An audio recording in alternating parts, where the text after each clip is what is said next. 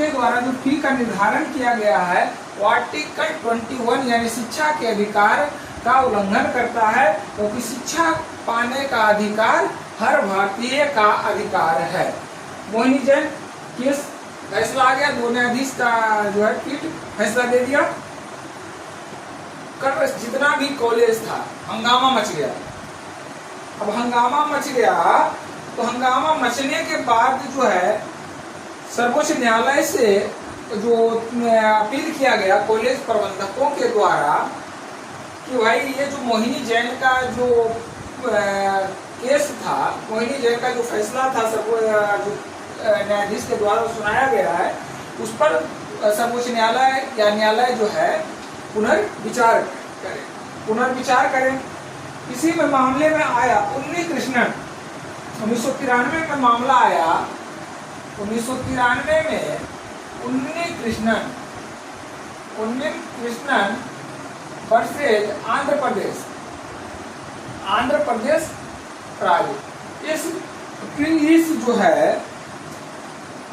Case में पुनर्विचार किया गया, मोहिनी जैन के केस पर पुनर्विचार किया गया और आर्टिकल 21 का जो है अंतर्गत राइट टू एजुकेशन एक्ट के में जो कहा गया कि 14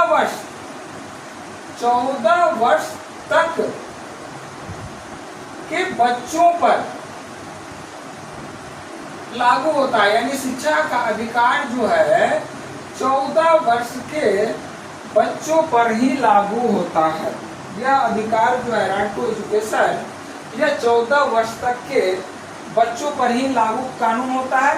इसलिए मोहिनी जैन का जो था केस उसमें संशोधन किया गया, उसमें जो पुनर्विचार करके उसमें कहा गया कि ये जो एक्ट इस पर लागू नहीं हो रहा, राइट टू एजुकेशन जो है इस पे लागू नहीं होता है, उसका फैसला को बदल दिया गया। सर्वोच्च न्यायालय जो है मूल अधिकार को, शिक्षा के अधिकार को मूल अधिकार घोषित कर दिया।